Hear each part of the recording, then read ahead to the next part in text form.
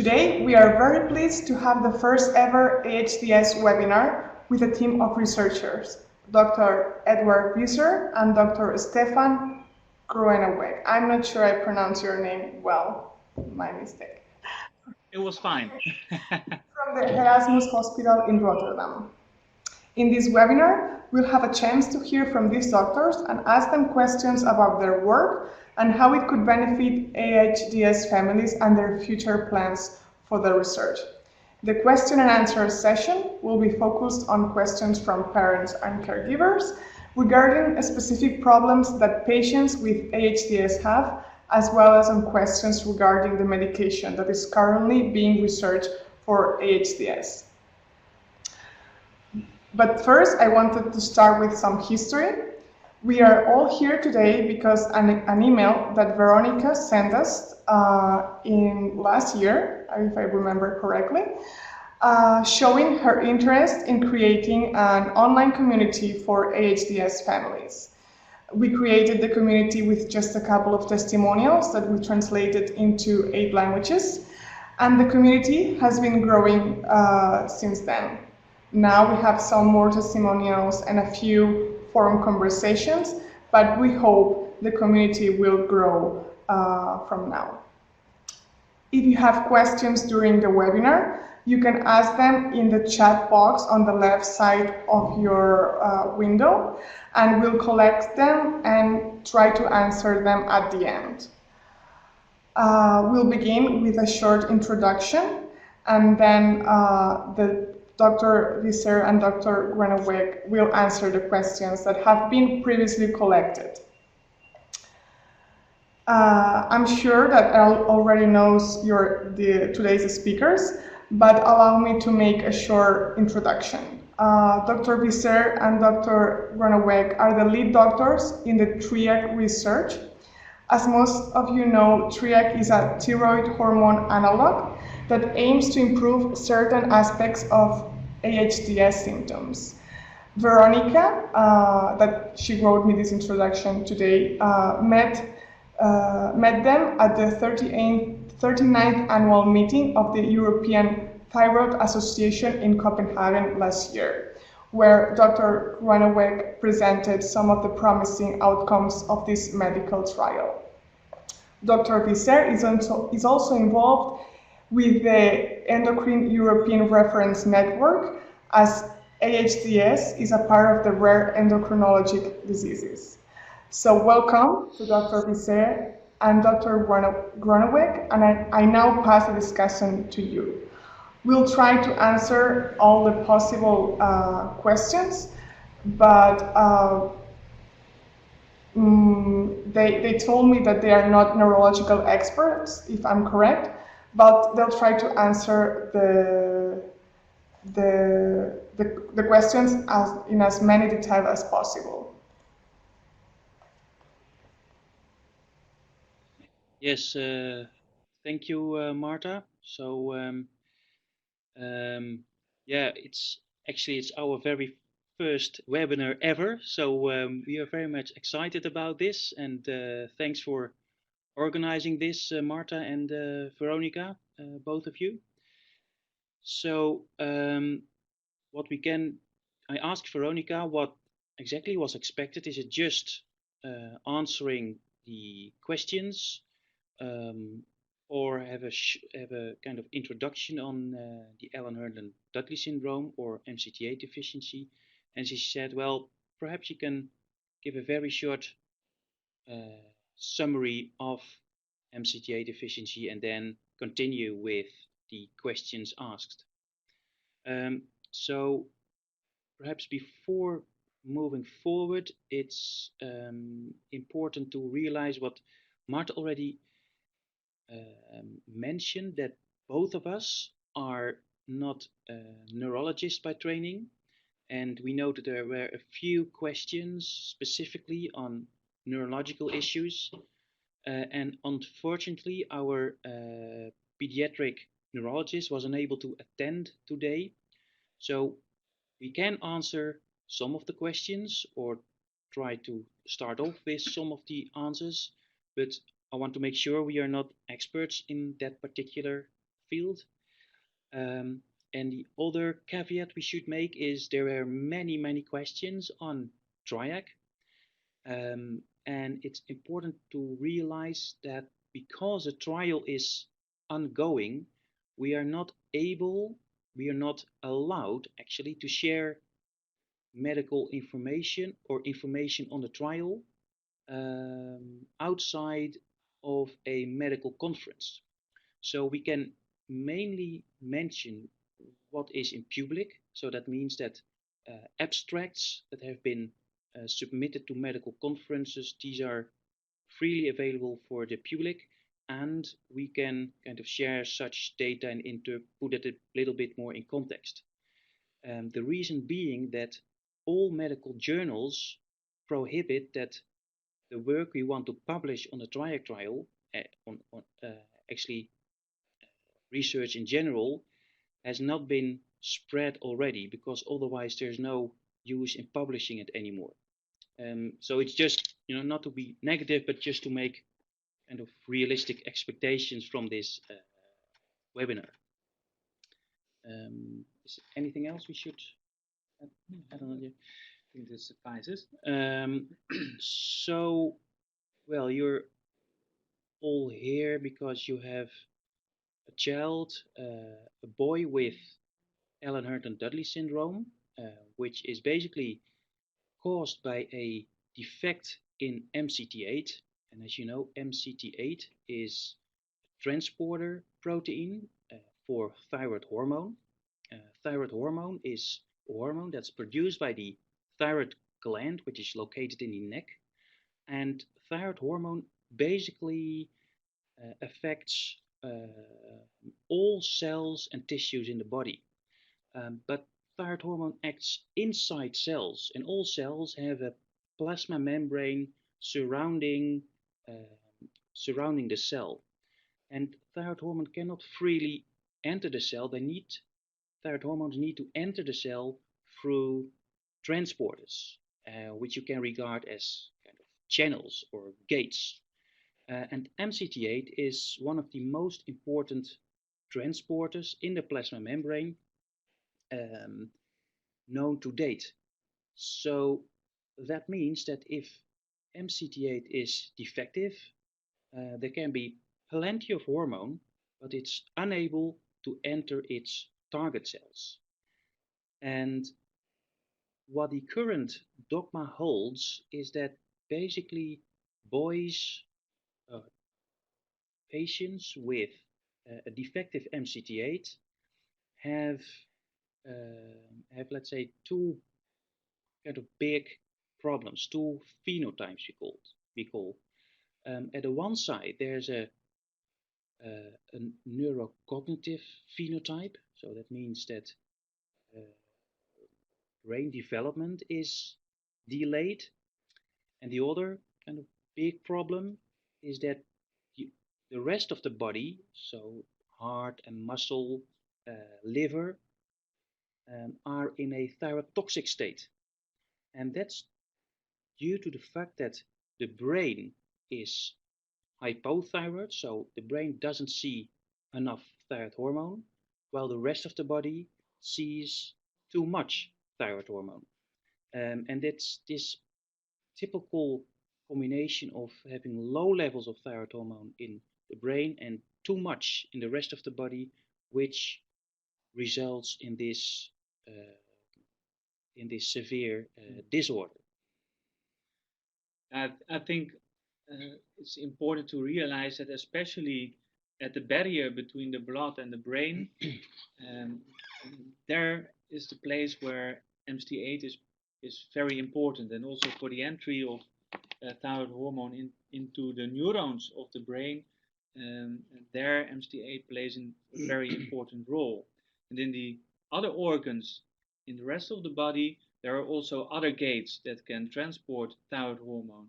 So that is basically the reason why these organs, such as the heart, are exposed to these high thyroid hormone levels in the rest of the body. So let's move forward to the first question, which is, can you provide a list of mutations and how does that relate to the level of disability?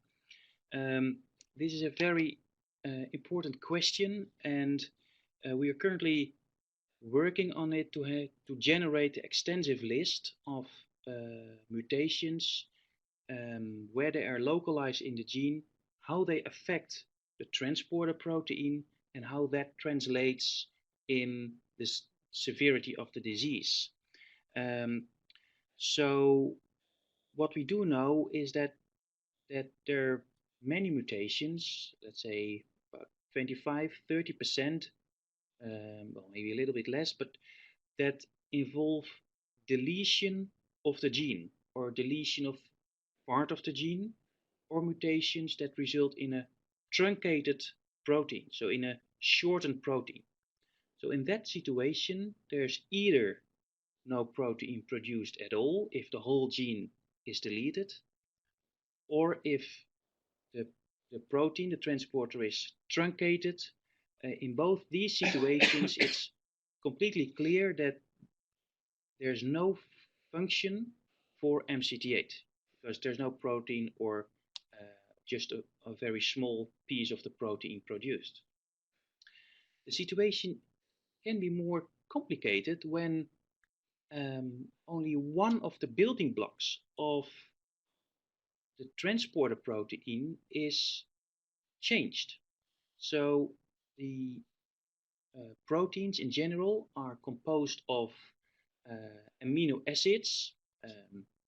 So MCT8 has over 600 amino acids, and sometimes if a mutation only affects one amino acid, changing it into another type of amino acid, and that can already completely disrupt the function of the transporter protein. However, you can imagine that changes into these into other amino acids can really vary between the type of amino acid that is replaced, and that results that some changes, some substitutions we call, result in a completely inactive transporter, while other mutations which result in more subtle amino acid changes result in an affected protein, but which is still able to have some transport by thyroid hormone. And we are aware of, well, quite a number of mutations that if we test these mutations in the lab, either using cells in the lab or using fibroblasts derived from patients, we do see that there is still uptake of thyroid hormone by the defective transporter, although to a much lesser extent than the normal protein. So I don't know if is there anything you can add, Stefan? Yeah, I fully agree. And yes, I think we are at the moment collecting as many types of mutations that have been identified in patients throughout the whole world. And yeah, every novel mutation will give a bit more insight into the relation between the affected building block in this mutation and its original function in the transporter protein. So to finally come up with a list, as asked here in this question, with all the known mutations and how these translate to clinical severity, so severity of symptoms, I think we are heavily working on this, but there's still a lot to be done to finally come up with such a list. And one way we are currently encouraging is that families with boys affected by the AHDS come in contact with us through the doctor or through other means, and to collect and centralize as many as possible information on these different types of mutations, and also the symptoms that are found in boys with these different mutations. And one of the things we are just started with is to set up a patient registry, which is an ideal solution to gather this information. Yes, so where we ultimately aim for is that all information about all patients with a different type of mutations come to one place where we can integrate that with our in vitro data, our data generated in the lab, that we ultimately can build a model from where we can predict if you have mutation A, as parents, you can likely expect this. If your child has mutation B, you can likely expect this. So that's the ultimate aim we have in mind to be generated from all these data. So maybe we can move to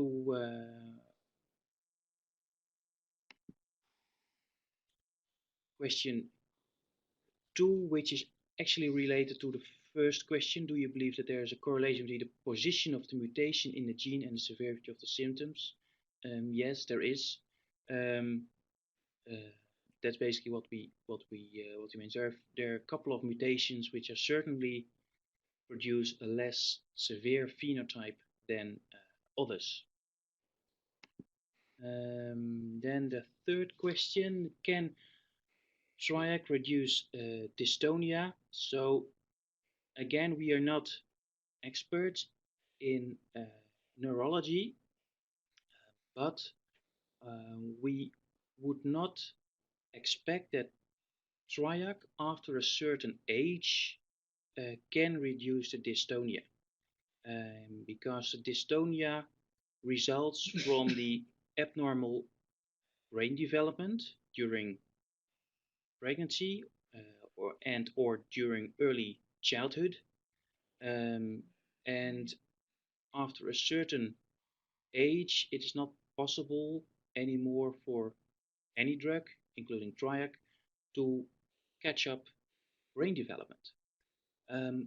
From a theoretical point of view, if Triac is given at a very young age, one could envisage that Triac improves brain development, and as a consequence, dystonia will be less pronounced. And that's something which has been shown in animal models, so mice that are a model for MCT8 deficiency in humans have been injected with Triac, and then their brains have been sliced and looked under a microscope. And what you do see, if you look at a microscope from treated mice with Triac at a young age versus untreated mice, then the treated mice are actually cannot be distinguished from normal mice. But again, these are data from mice, and mice are no humans. But at least it shows that Triac could have the potential perhaps to improve brain development if given at a very young age. So I saw a question popping up about 10 years old boy, and to what extent you expect that Triac could still help for the dystonia. So I think that's a very good question, and currently it is not completely clear to what age you may expect any beneficial effects on brain development, right? Yeah. So it's very hard to predict, and so far there have also not been much animal studies in which the effects of Triac on brain parameters have been analyzed once Triac has been injected at later age stadia. So from a theoretical point of view, 10 years may be too old to expect very big effects of Triac on brain development, because the developmental period is much earlier in life. But yeah, we cannot exclude that there will be can be slight modulations in the severity of these symptoms or minor effects on brain function. Okay, so yeah, this next question relates to the previous. What are your expectations for long-term treatment with Triac? So again, we are formally not allowed to share scientific information of the ongoing trial, except what has been known in the public. So what we do know is that Triac in MCT8 deficient boys is able to reduce the high T3 levels, and also as a consequence, because you reduce the thyrotoxic state in the body, you're able to gain body weight in a significant number of boys. Although not in all boys we do see the same size of effect. The long-term effects are unknown. I think it's therefore that it's important to keep on monitoring all patients which are currently on Triac, and also that the information is shared, or at least is fed to a central site, because otherwise the knowledge of the disease and its corresponding treatment is still scattered among the world, and I think the whole community will benefit if knowledge is centralized, because then you can make reasonable conclusions and feed that back to the community and all healthcare providers. Then the next question is on whether the syndrome affects carriers. Does the working gene compensate fully? Maybe you want to kick off with that question, Stefan? Yeah, that's again a very good and also relevant question, and actually a question that we have asking ourselves quite often. And so far there has not been much research on the effect of carrying a mutation in one of the X chromosomes in case of a female. So a female carries 2 X chromosomes, and actually during life one of both is inactivated. But this is a random process, so you may expect that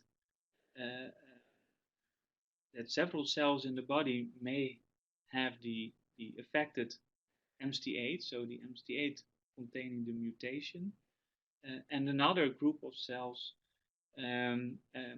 just has the properly functioning MCT8. And yeah, currently it's not well known to what extent the cells containing the proper MCT8, so the working MCT8, can compensate for the loss of functional MCT8 in other cells that carry the mutation in the MCT8 gene. Obviously, carriers do not have a severe phenotype, as we know from the boys affected by MCT8 deficiency. So I think it's a very interesting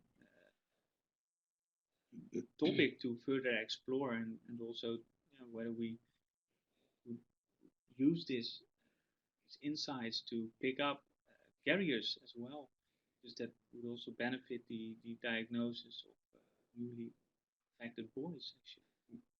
And maybe what I maybe can add is, what we do know is that thyroid hormone levels are on average a bit different in female carriers versus non-carriers.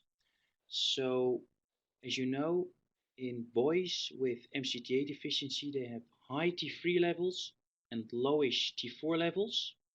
So in women having or carrying MCT8 mutation, so the carriers, they have normal T3 levels, but compared to unaffected controls, they have lower T4 levels.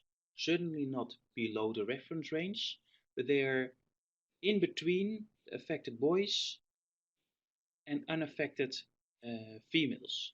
So at least in biochemical tests, there is a bit of a difference between carriers and non-carriers, but we are at present, it's unknown whether it really results in subtle changes in whatever. So yeah, this is a question which has been raised for years, also by many researchers, by many doctors, and that's something that, again, that should be investigated in a very systematic way. So the question is whether AHDS children have lack of dopamine and serotonin, and maybe that's kind of similar question as question 8, whether they have a lack of GABA amino acid, and if so, yeah, what should you do about it? I think the background of this question might be that children have dystonia, and dystonia falls in the neurological group of what doctors call extrapyramidal signs. And the most prominent example of a disease with extrapyramidal signs is Parkinson's disease. And Parkinson's disease is due to a lack of dopamine. So it's important to realize that extrapyramidal signs is not necessarily exactly the same as Parkinsonism, because it's a bigger category. Having said that, it's still possible that neurotransmitters, dopamine, serotonin, GABA, are changed in the brains of the boys. However, there are no studies at present or data present that have thoroughly investigated that. So we are unable to give an answer to this question because it has not been investigated. One could envisage to think of certain scans to get a bit of idea of this, but it's certainly something which has not been addressed as yet. Yes, the question whether MCT8 deficiency influences the level of stress hormones. Maybe we should answer this question. Yeah, I can take a sip of water. Yeah. So it is known that thyroid hormone enhances the breakdown of stress hormones. So there could indeed be a link between thyroid hormones and stress hormones, especially cortisol. However, it has never been properly studied, I think, in boys affected by deficiency. But it will be part of the analysis that we will perform during the Triac trial. So also the data we obtain during the Triac trial include stress hormone levels, not only in the blood but also in a hair sample. These analyses will definitely give an answer to this question. Yeah, and yeah, I think you pointed out, but indeed thyroid hormones degrade the stress hormone. So yeah, we have to await the results whether that's true or not, but we expect that the results of the trial will provide the answer to this important question. Yeah, the GABA question was, we grouped that together with the dopamine and serotonin. Then the question, yeah, why some children step backward, that they lose some capacities over time. And how can you explain that? Because it's not a degenerative disease, but a developmental disease. So, yeah, we had some ideas and we checked that with our child neurologist. There are perhaps a couple of issues to consider. So again, we are not neurologists, but dystonia is a feature that starts to develop from the age of 1-2 years of age. And that's something that can really affect the capacities of children. Although the dystonia is not something that really worsens after, let's say, further worsens after the age of 5 or 10 years. So it starts to develop in the first years of life, but then the dystonia, in terms of severity, roughly remain the same. But that's certainly something, dystonia, which really hampers the children in everyday life, because they want to grab something, but they miss it or they overshoot, and that is something which can be really frustrating, because they really can intend to grab something or to point to something, but they are physically unable to, to localize a certain toy or something they want to hint at, or something they want to grab, and that also explains why, and many parents will probably recognize that they say, well, children, they understand much more than they're able to communicate, and the dystonia is one of these features that really hampers that. The other issue is that children have spasticity, and that's something that can either get worse or can slightly improve during age. What we have seen, we have a couple of patients in the Netherlands, really adults of 40, 60 years of age, who had a less severe phenotype. So these patients at a certain age were able to walk with a stick in some way independently. However, later on in life, after their 40, 45 years of age, they became wheelchair bound, and in these patients that was due to the results from the spasticity, because spasticity results in contractures of the muscle, and that ultimately, that really progressively hampers daily life. So that these are, I think, two important issues to consider when answering this question. Is there anything you can add, Stefan? And in a small subgroup of boys, also seizures have been detected, EEGs, and it is also known that repetitive seizures can further damage the brain, so that may also slightly contribute to this progression that is sometimes observed. So what about moving to the next question? That's a question on the endocrinology, so on the thyroid hormone problems in the blood. And the question is, can you resolve the toxicity by removing the thyroid gland surgically and just replacing it with levothyroxine, so with hormones. So this is a very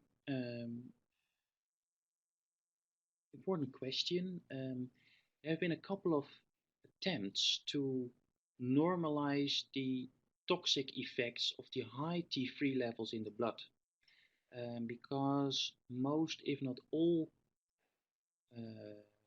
boys and adults with MCT8 deficiency suffer from these high T3 levels, leading to a very low body weight, difficulties in gaining weight, high heart rate, in muscle wasting, etc.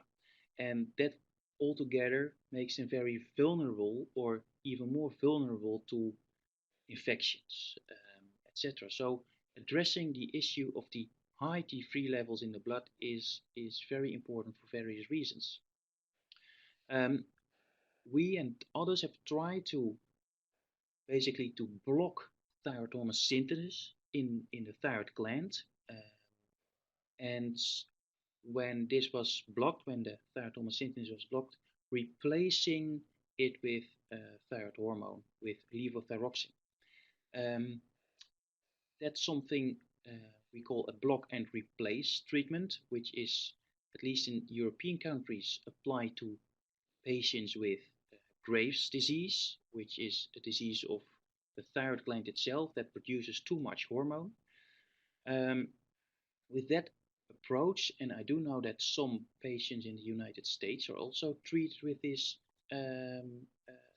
treatment regime, you are able to normalize the toxic T3 levels. So that is basically the same as kind of removing the thyroid gland and then replacing it with thyroid hormone.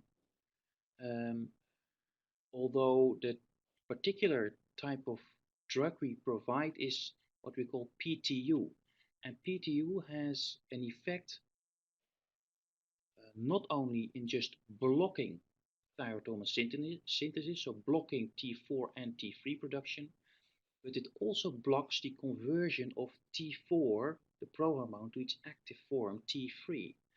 And what we have noted is that PTU is much more effective in normalizing T3 levels than if we give it with methimazole or thiamazole, which is a very common anti-thyroid drug. So to answer this particular question, whether if you remove the thyroid gland and just replace it with levothyroxine, is not easy to answer and is not immediately comparable with the situation I just described with the drug. There's been one patient reported in the literature who had his gland removed for another reason, and the authors claim that of the article that afterwards the thyroid hormone levels became normal. But again, this was a relatively older boy of, I think, 13 years of age, and what we do see is that during age the T3 levels slightly become less pronounced by itself, so the natural history of the disease. And coming back to the treatment of PTU plus T4, PTU plus levothyroxine, that is a possibility, although one should realize that PTU is not really favored to give lifelong to patients. The reason being that it can has very rare but potential severe side effects, of which liver failure is the most important. And it's because of that reason that the FDA put kind of a warning on this drug, because it is responsible to the one but least common cause of drug-induced liver failure in the United States. Having said that, we are also not aware what the long-term effects and the possible side effects are of, for example, Triac. But this is something we should keep in mind when having children on PTU plus levothyroxine. Okay.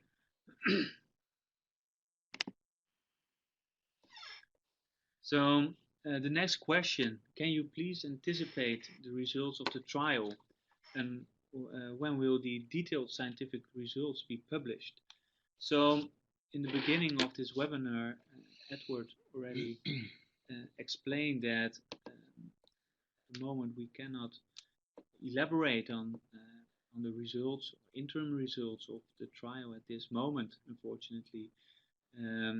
Yeah, because we are simply bound to legal regulations and contracts that are currently present. Edward also already provided some publicly available results, so that Triac can reduce the serum T3 levels and may also have beneficial effects on the consequences of these high T3 levels. And I think in the coming month we will still have the last couple of recruits. So yeah, it will take some time before they also have finished the whole study program. So it's difficult at this moment to provide an exact date that the detailed scientific results will be published. Yeah, it will likely be somewhere next year. We expect.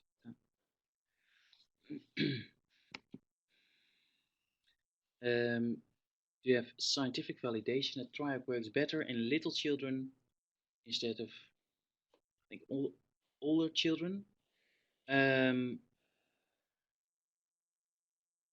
Currently, there is no scientific information out there that shows that Triac works better in very young children.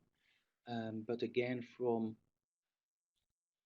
a theoretical point of view, which is really supported by what we do know of the effects of thyroid hormone in general on brain development, is that the earlier you start treatment, the higher the chances are that you can expect positive effects on brain development. Regardless of the age, Triac is able to normalize the toxicity, so is able to normalize the free levels. Yeah, I think that's the most relevant answer I can provide for now.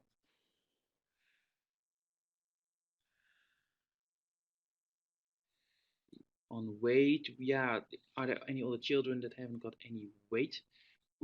We do see that the response among patients is variable. On Triac, we do see that most of patients do increase body weight. Well, you would say, well, all children gain body weight during when they grow up, but what we mean with gaining body weight is that they catch up more than expected according to their normal line. So that's what we do see in many patients, but there's a big variability among patients. And also what we do see is that actually all children start with a normal body weight at birth, and then at a certain age, after months or a few years, they start to decline from their expected growth curve, the growth chart, on the growth chart. It's also important to realize that children with MCT8 deficiency, that they are, certainly if they are untreated, they are in a hypermetabolic state. And that's also something very important for dietitians to realize, that they shouldn't be advised according to their actual body weight, but to tell to dietitians that they are in a hypermetabolic state. And that's what we encounter quite frequently, that they're actually getting too less calories, because it's not realized that the bodies of these children burn more calories than just expected from their body weight.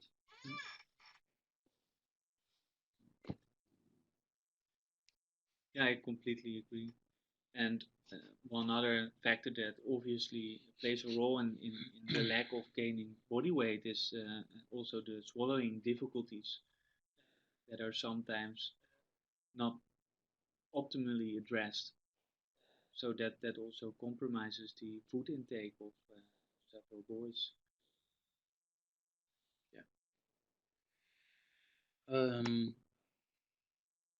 So a question we got: fibroblast from a skin biopsy in 2005. You need him for research or chaperone studies? The answer can be very short. It's yes, because we can explain a little bit.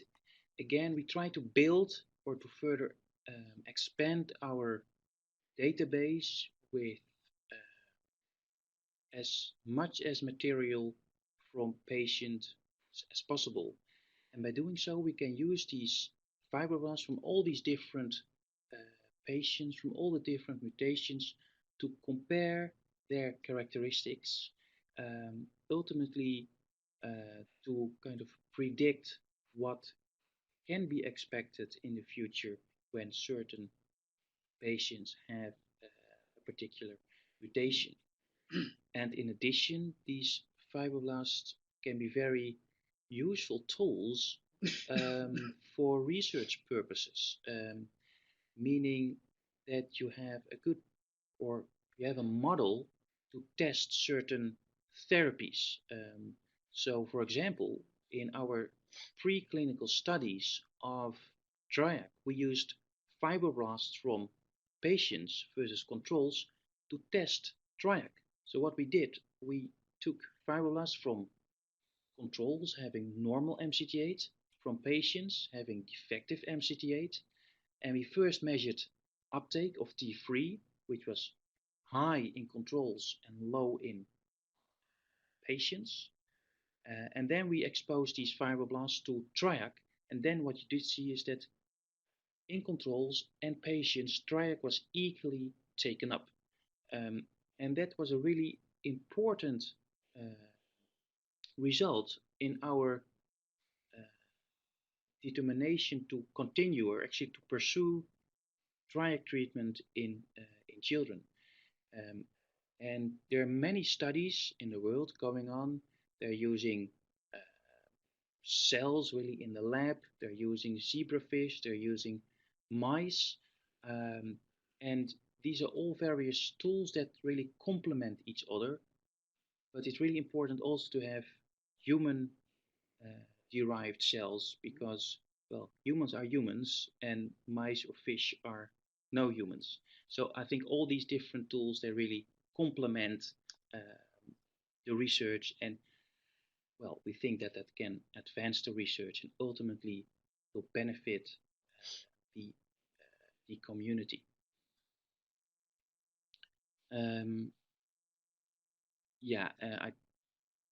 We can, well, the chaperone studies, I don't know if everyone knows what it means, but the group from Uli Schweitzer and Dream Brown in Germany, they're working on certain molecules. They're called chaperones, and the idea is that these chaperones, they can kind of can rescue defective MCT8, which is inside the cell, and they can rescue it to bring the defective MCT8 towards the plasma membrane, and there it can still have some function in getting T3 into the cells. That's something we are actually exploring as well during the recent years, and also we are studying that in fibroblasts, and that's something which is likely to be published in the, let's say, foreseeable future. Yeah.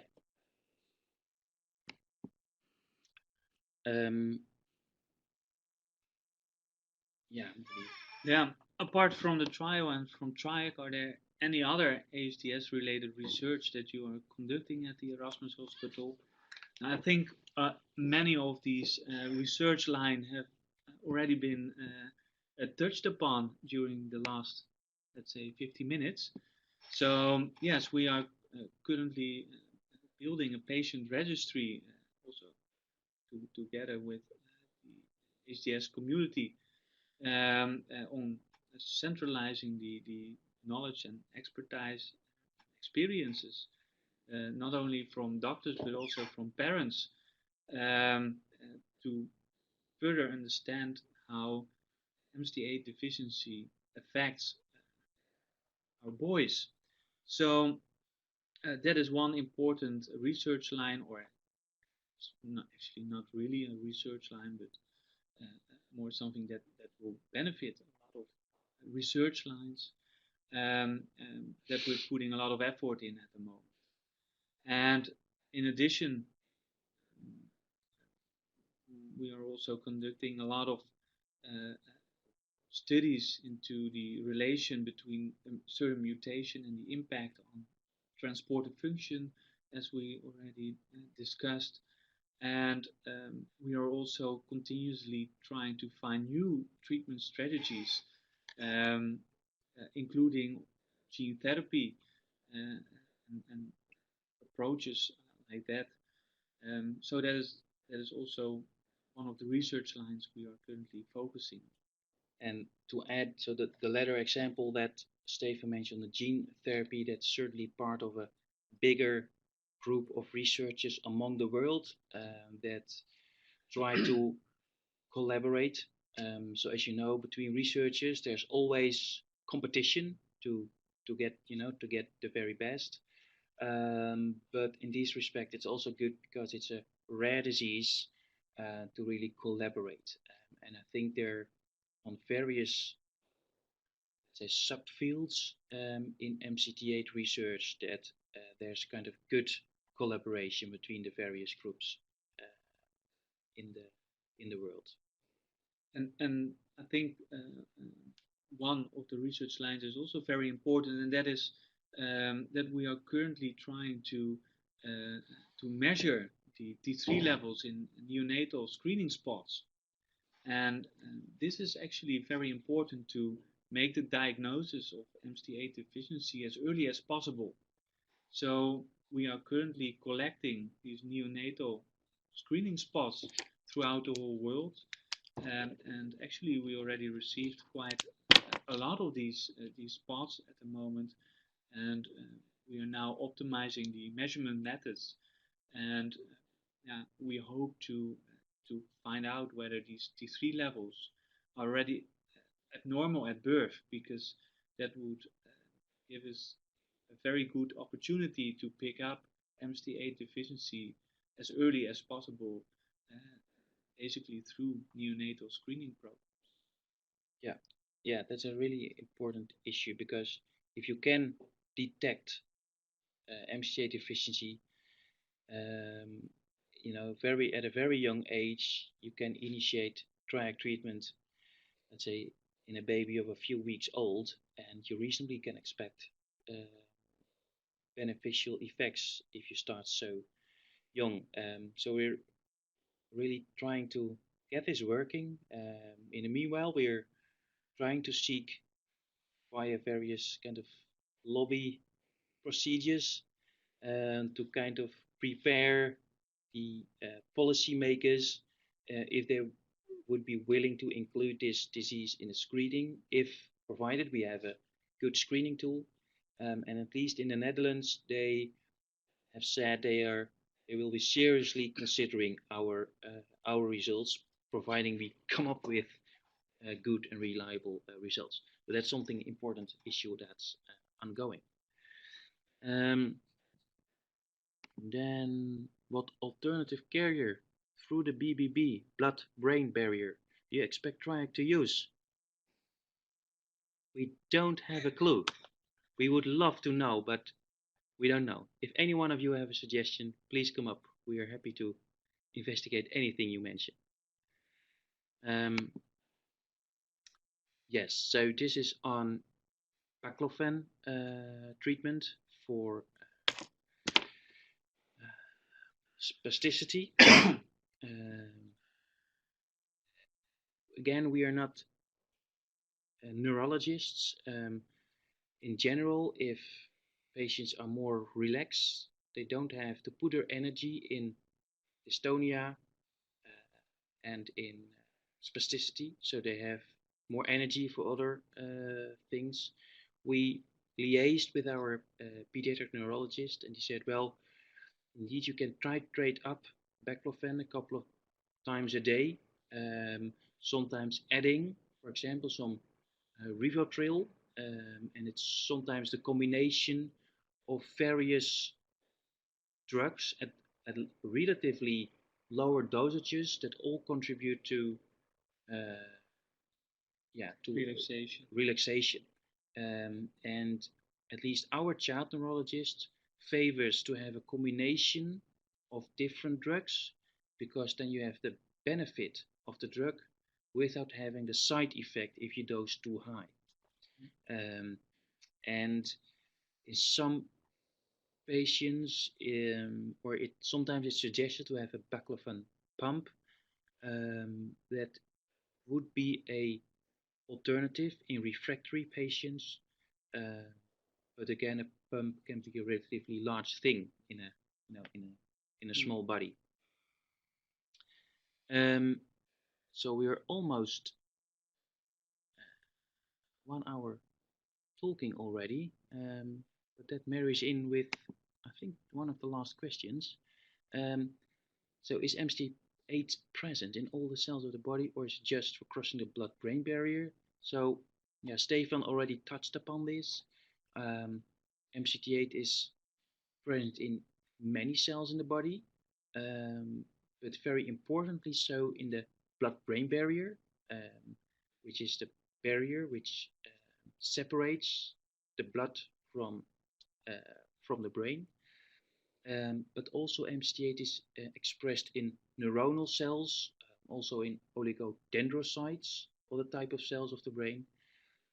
It's present in the kidney, it's present in the liver, but in some tissues, for example the liver, there are other transporters next to MCT8 that can also transport thyroid hormone. So even if MCT8 is defective, there's still another transporter which is capable of transporting T3 into the cells. So it's really dependent on the makeup of each individual tissue, whether it only expresses MCT8 or expresses MCT8 plus another transporter for thyroid hormone, that determines how MCT8 deficiency affects a particular cell or a particular tissue. Let's see whether there. There are no more questions anymore, and I do see Marta. Yeah, so we don't have questions, but I see that there is maybe a couple of comments and a question on the chat box. Have you answered those? One posted by Leah Hale. We could move. Was 3 on Triac. Yeah, because his thyroid levels came back a little high. Is this normal? We do not really know why.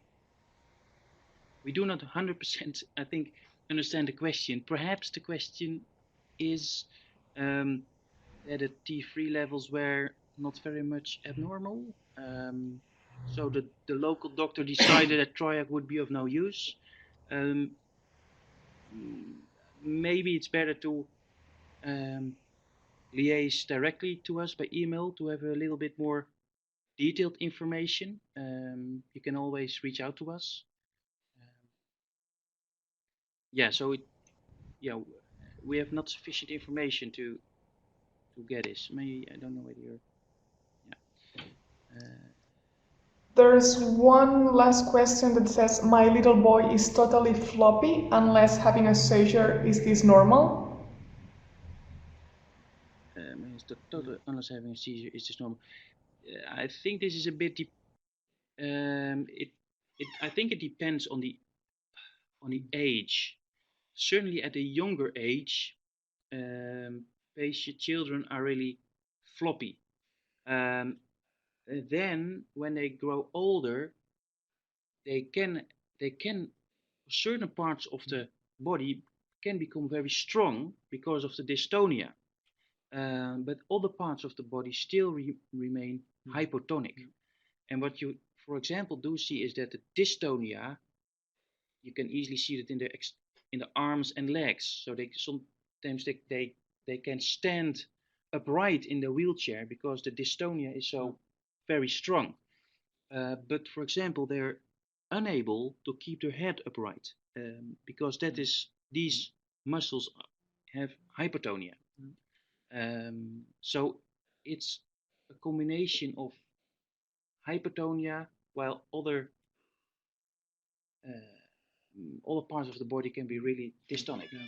So basically, hypotonia is a core symptom of MCT8 deficiency, and hypotonia is something that normally disappears when children get at the age around 6 months.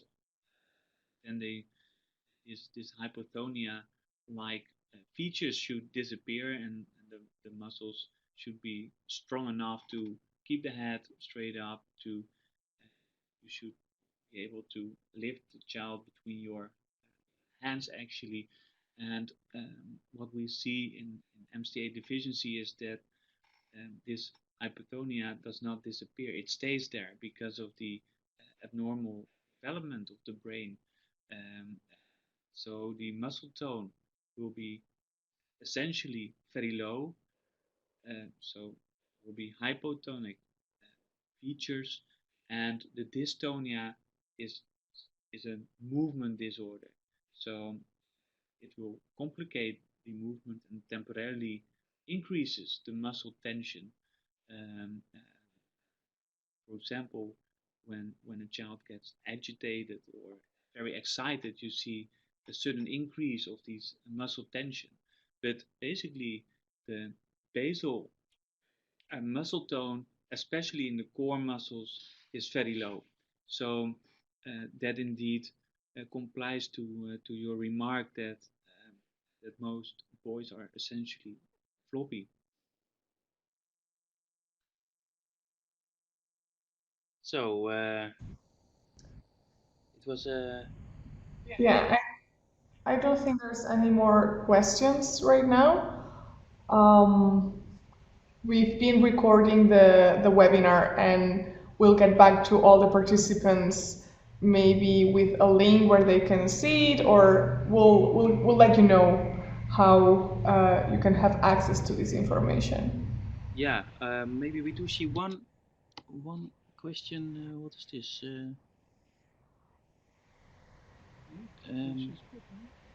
There's one question, maybe one final question we can answer, Marta, if that's okay with you, because It's totally okay. it's a question in building. About a patient database? It's on the database. In building the database, I'm wondering how it will be shared with other researchers. I want it to be available. I have seen how you have been. I have seen how you have been unable to share info from the study. So the issue is, so every rare disease will benefit if there is a centralized registry, and that's what we're currently aiming for, because of legal issues. Parents or legal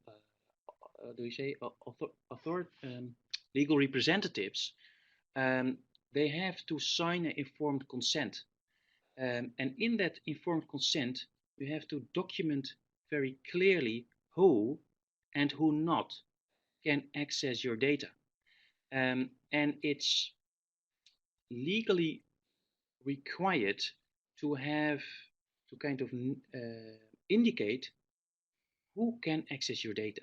And basically for all registries, for all rare disease registries, this is the same, that there is a group who have access to the data.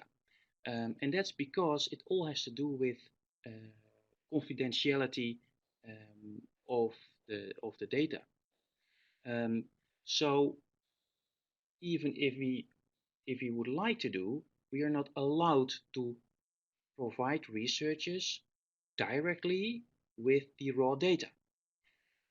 What we ultimately aim for is not having all these data for ourselves, because honestly, if we would really see this as research, we'd better investigate our time in something else, because it really takes a lot of time and effort. And if it would have been easy, there would have been a database already 10 years ago. So what we aim for is to centralize these data, but feed the data in an aggregated way back to all parents, healthcare providers.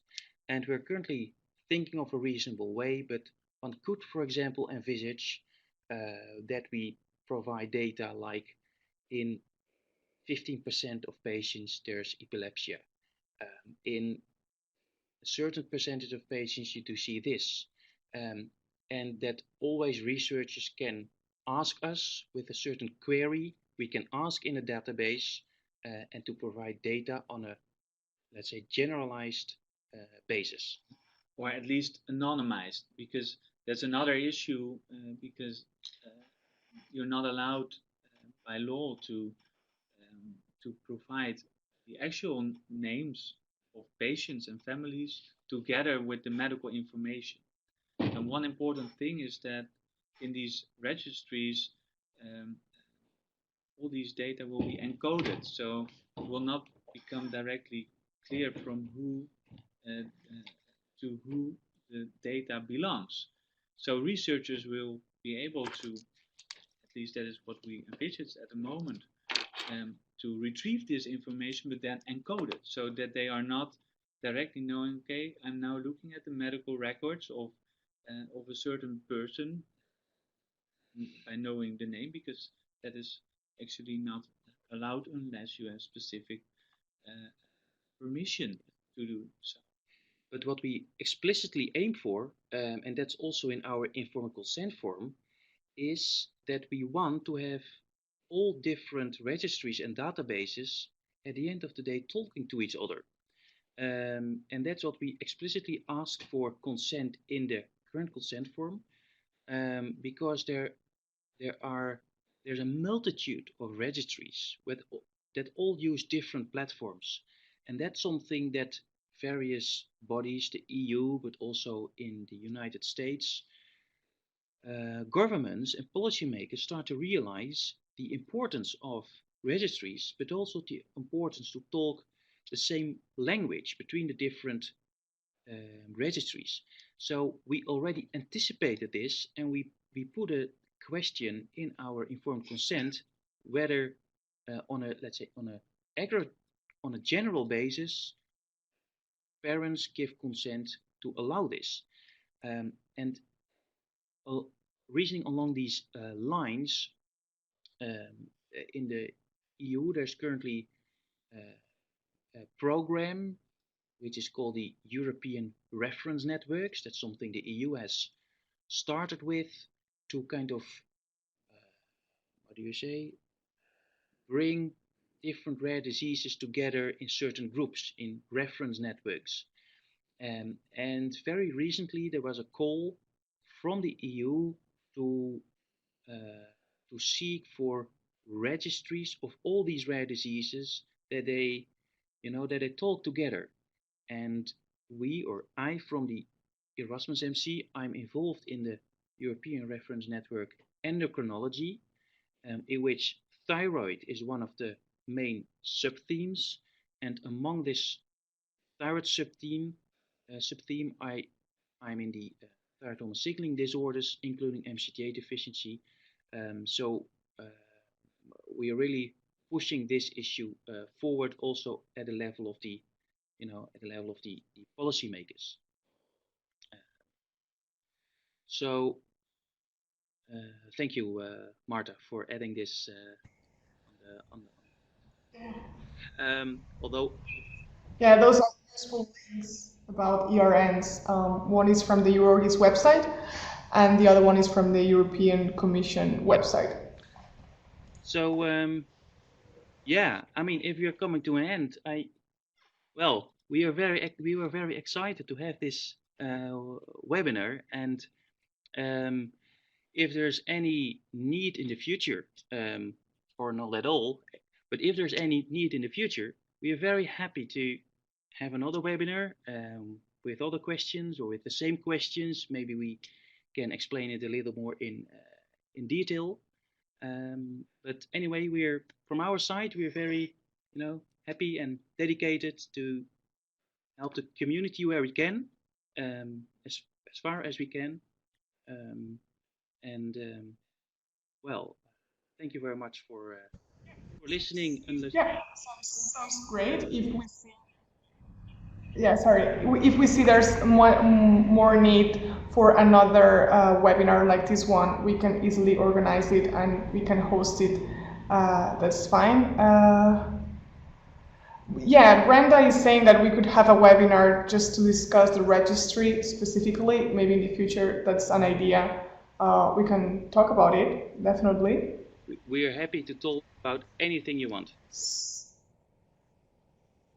Okay, sounds good. So thank you everybody, all the participants, but also you doctors for being here for this webinar. As I said at the beginning, this session has been recorded and we will discuss it, how we can disseminate it afterwards. Thank you very much, and I'll see you next time in another webinar. Bye. Bye.